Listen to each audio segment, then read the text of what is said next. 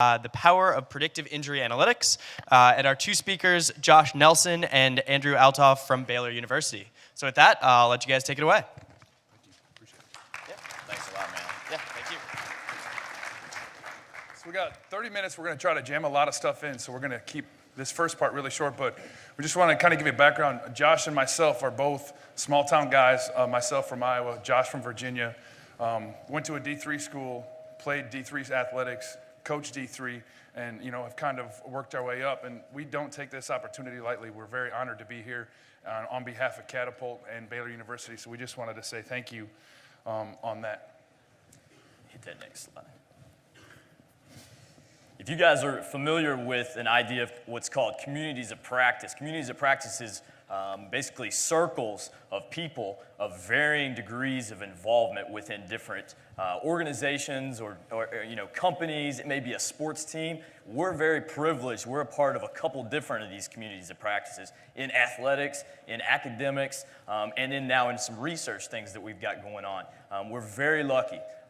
Talked about trying to thank some different people that put us up here, and the list was so long we didn't even want to think about leaving anybody out. So we kind of wanted to think putting it into this communities of practice idea.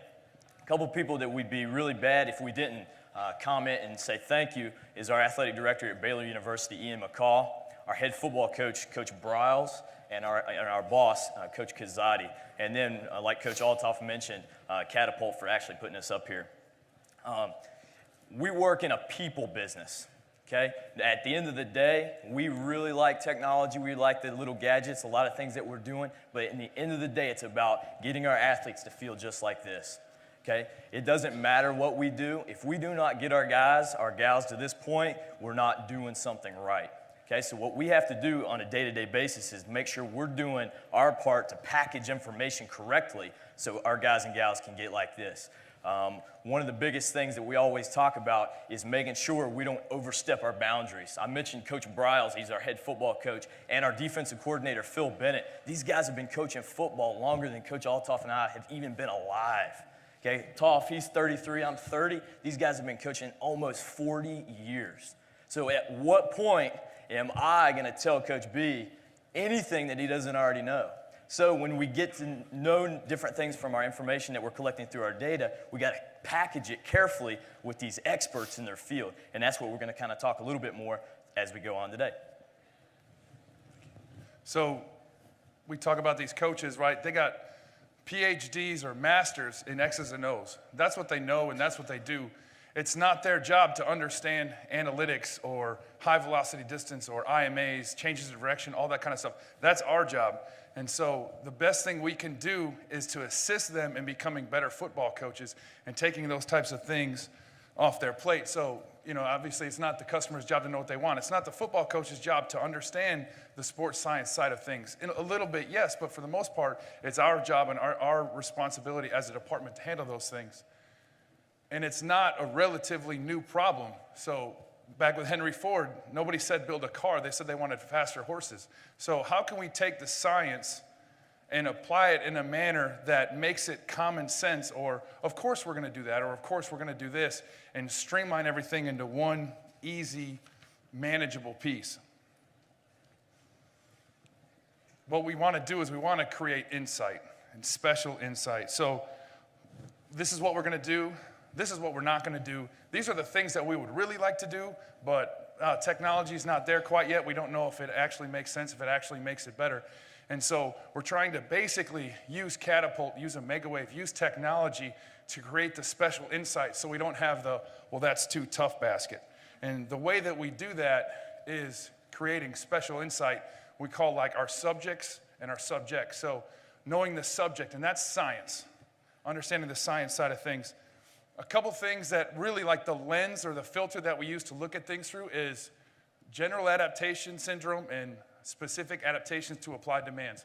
It sounds fancy, but it's really easy. So general adaptations, if I apply a general stressor to an athlete, they are going to become generally better at that quality. So you can become pretty good or okay at a lot of things, but to become a very high-level athlete, we have to become specific or apply specific stressors, specific speed volumes, specific power, sets, reps in the weight room, rest periods, whatever it is.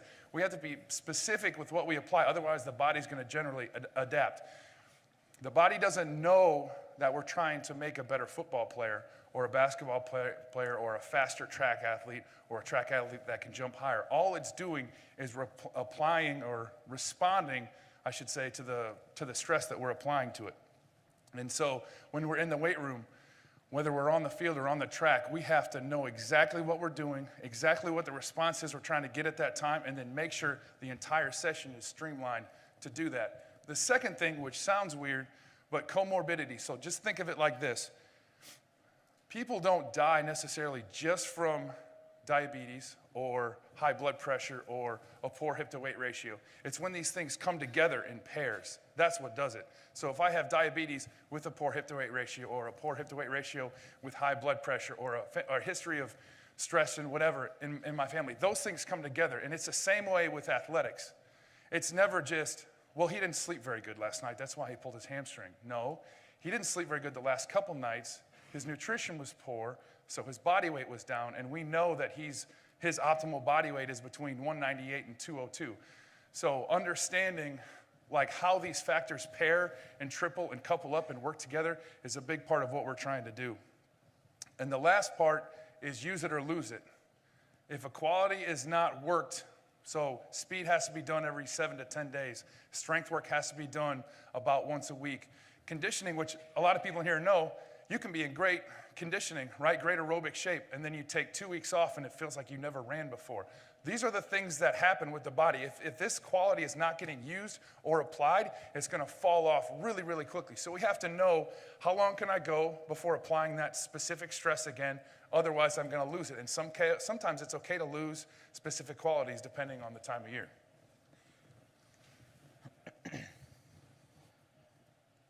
We all work in a high-stakes environment. Two things that successful people do in high-stakes environment is the first thing is they're able to accurately assess what is actually happening. Not what their emotions are telling them, not what other people are telling them, but what is actually happening. And the second thing is to be able to compartmentalize all the other things that are going on that do not necessarily affect what I'm working on right now. So can I take these other things, set them aside, and just focus on the task at hand right now? And that really is our job. So our coaches have to be able to trust us within our respective areas so they can compartmentalize.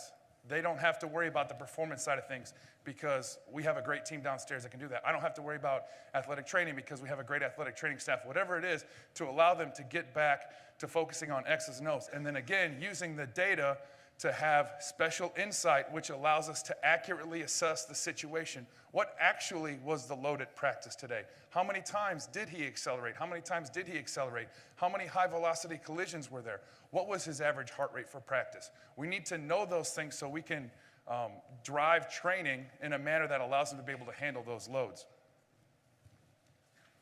So what we found was basically we're trying to close the loop. The more we do strength, the more we do power, the more we do speed work, the more important nutrition is, the more important sleep is, the more important soreness is, the more important mood is. And we'll just give a couple simple examples. So what we found was if our athletes are in a good mood going into practice, they can perform a higher load than if they're in a bad mood. So what we did is we asked them after practice, well, RPE, how hard was the training session today? Well, it was a 4. And you look at the GPS data and you're like, God, it didn't seem that hard. And then you go back and look at his mood pre-practice and he or she was in a bad mood. So what we found was when they're in a bad mood, they can have an easy practice according to the way it's loaded, whether we're looking at the catapult or we're looking at the heart rate data, but they perceive it as being very hard because they're not in a great mood. And conversely, we've seen being in a great mood going into practice, having some of the hardest practices of the year, and coming out and be like, well, how hard was it on a scale of 1 to 5? It was about a 2. You're like, geez, okay. But understanding these type of things, so then what do you do with it? So do you play music at practice? Do you crack a couple jokes? Like, do you send them a text message the night before, a text message that morning? Like, what are you doing to create a relationship with these athletes to make sure that they're in a better mood and they're more willing to come to work? And the other thing to think about with this slide is preparedness versus readiness. If we take fall camp and we look at it over a period of 2 to 3 years and we average all the numbers out, so we know basically what a fall camp looks like. How much high velocity distance, how many changes of direction, what does the heart rate look like, and all of these things. And then what we can do is design our training to match these percentages. So again, don't look at it wrong. The mistake we made right away was in our second years, we'd go back and be like, well, what was practice last year? Well, if it was hard last year, then that would make this practice hard this year. Like, no. What is the athlete currently prepared for? Not what they were prepared for last year. What are they prepared for now? What have they done over the last 3 or 4 weeks? How many times have they hit X mile per hour? How much high velocity distance have they had? How many high velocity changes of direction? What is their body weight at that time? All of these things matter as far as what is the athlete be able, ready to prepared to handle that day. That's preparedness. And then the flip side of that is readiness. So what are they ready to handle? So we may have had, compared to what they've done, they're able to handle a certain load. So let's say it's within 25 or 50% of what they've been doing. The body can handle a spike of 25%, assuming they're ready to do that. So what does that mean? What is their body weight at?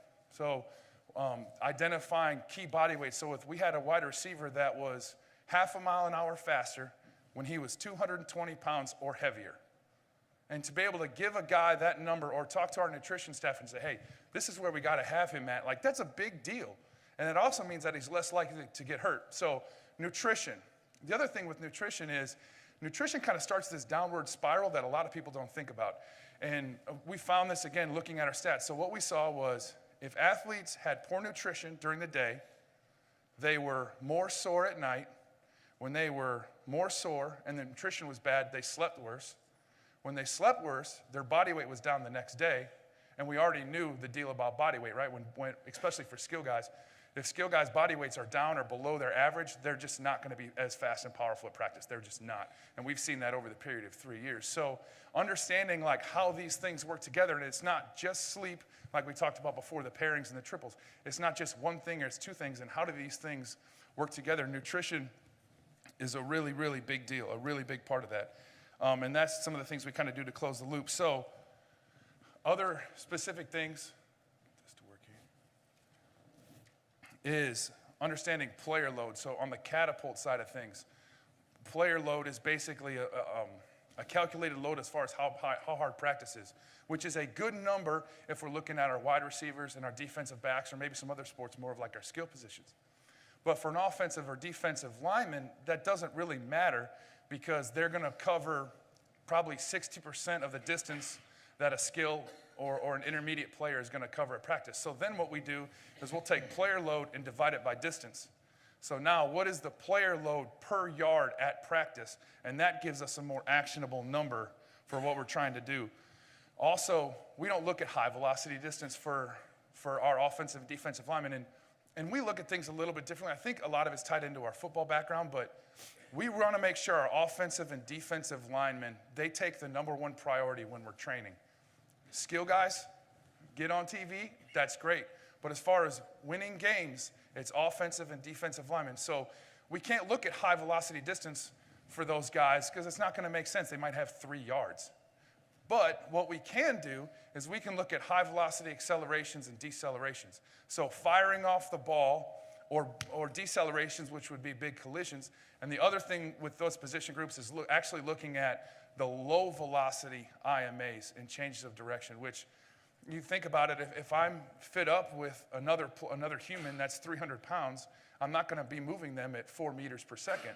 So a lot of that work is going to be in the low velocity range. So taking a look more at some of the low velocity IMAs will give you a better feel for those type of people.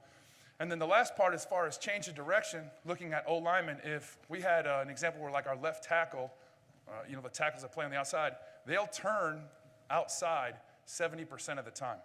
So they'll kick back and the defensive end will come around and I'm trying to push them.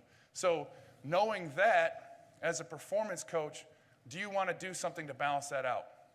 Do you want to say, okay, if he's going to turn 70% of the time in practice and 70% in the game, then do we need to do some stuff turning to the opposite direction to help balance that out? There's that school of thought. But there's also the school of thought where you're also taking away that person's special skill if you try to make them too balanced, right? If you're right-handed or left-handed, let's say you're right-handed and you start writing on a pencil with left-handed just to balance it out, I don't know how much sense that makes, because when it comes down to it, you're still going to want to write with your right hand.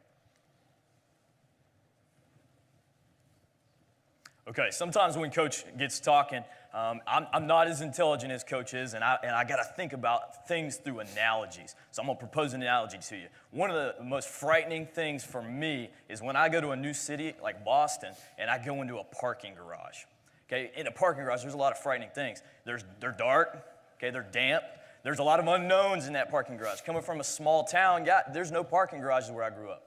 Okay, so what are some things I can do prior to entering that parking garage?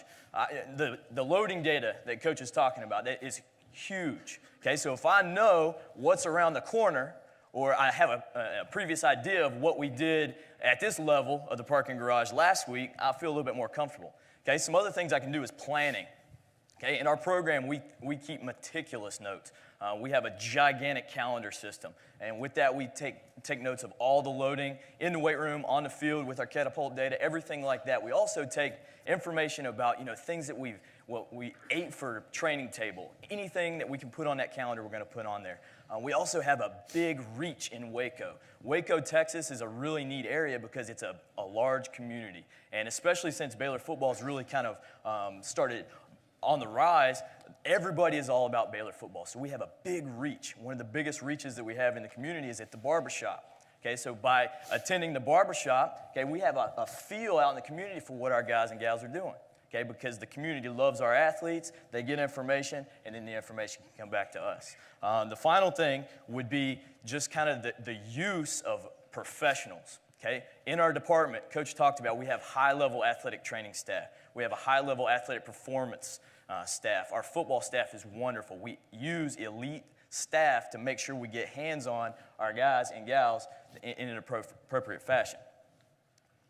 Okay, looking at this is just a snapshot of this past season and some of our information from our wide receiver position group. And you can see some of the information at the top. And we based this is a week.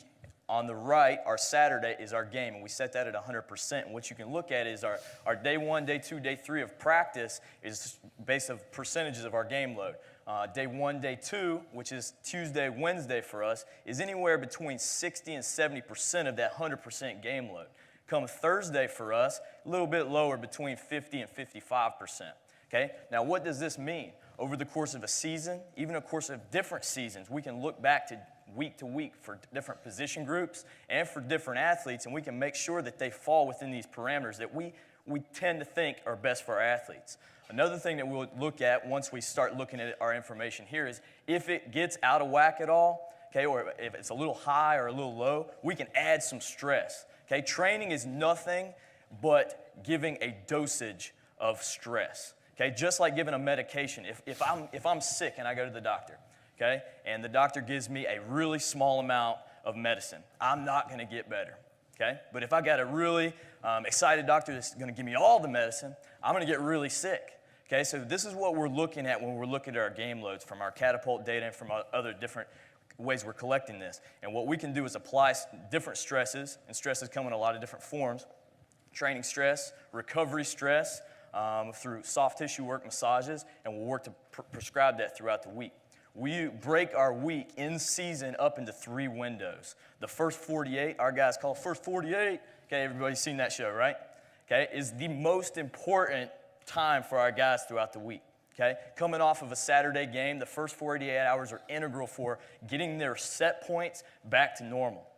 Okay, those set points, soreness, I've got to get full range of motion, pain-free range of motion, things like that. We're going to utilize a training session immediately. It's close to the game, so on Sunday we'll come in and train. We'll get our soft tissue therapists in. We'll have massages, chiro come in. The next period of time, the middle 72, we use to push our guys and gals to get back to normal in the classroom.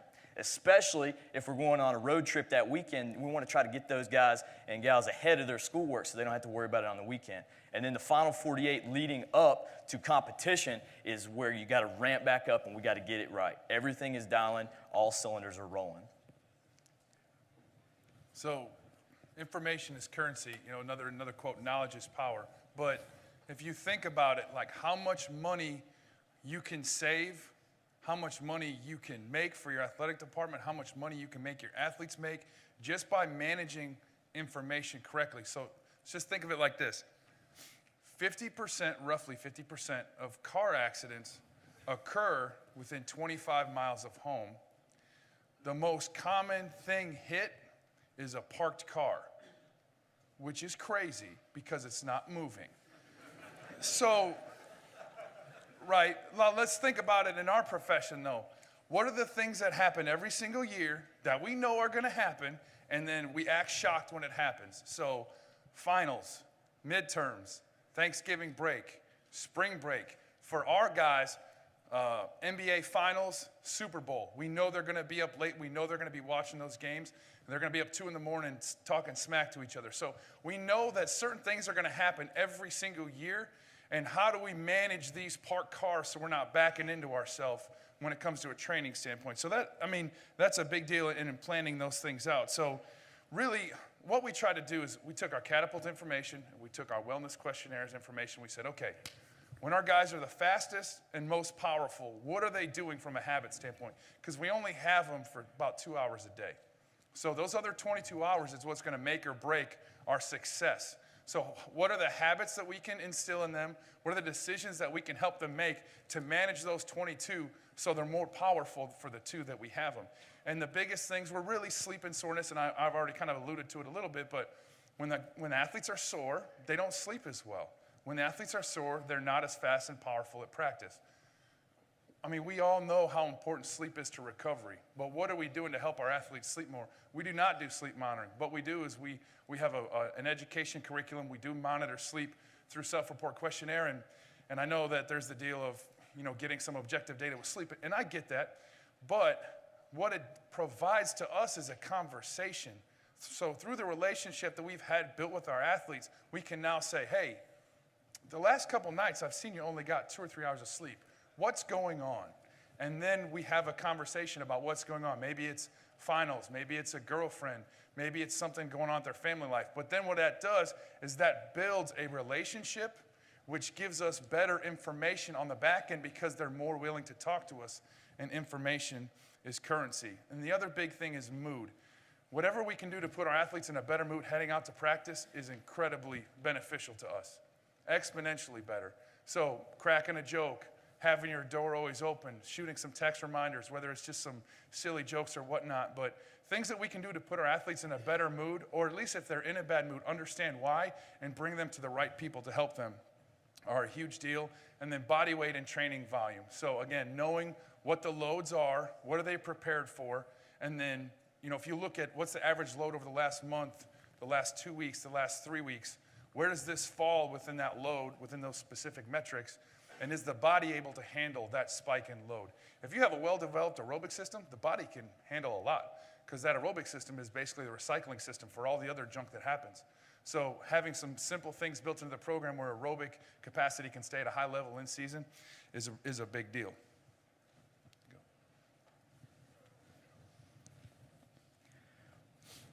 A lot of times we're going to get a ton of information and new things. Coach and I, we're responsible for the research and development that comes into our department, especially the applied performance and athletic performance departments.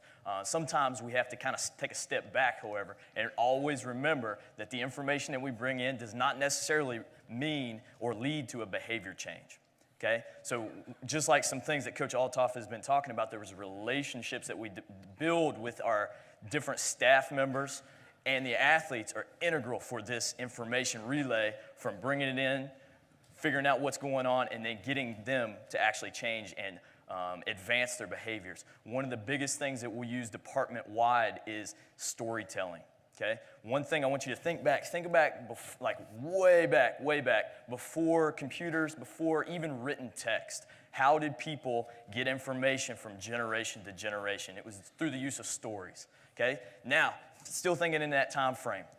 Let's say we're talking in stories, and then I'm teaching a group of children, okay? And then I come up with a laptop, and I'm going to show them crazy analytics. It goes right over their head, okay? However, if I can build an analogy, a story that can make this information make sense and it be accepted by these student athletes, that's where we're going to get to the behavior change. So all the time we're working on building stories, working on getting buy-in through relating to and building relationships with the athletes. As we move forward, I mentioned our research and development. We're all the time trying to get, I don't want to say bigger and better, but we want to advance. Okay, and we always keep the 1% in mind. We're not trying to make giant leaps and bounds forward in anything, but we're trying to be a little different, not just down the strength conditioning road, not just down the analytics road, not just down the football road, but have our eyes open, look for 1% improvements. And we look at different companies. We've built relationships with NASA, different companies in Texas. We're now kind of expanding out, doing some different things, but we're always looking to bring back a 1% change that can enhance the athletic performance of our student athletes.